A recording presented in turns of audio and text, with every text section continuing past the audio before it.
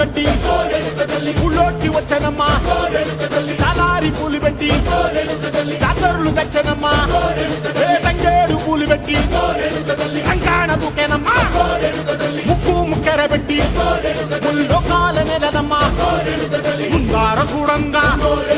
మున్నూరు కన్నులమ్మా ఎదికాల చూడంగా ఏనూరు కన్నులమ్మా సాధు శిస్తులంతా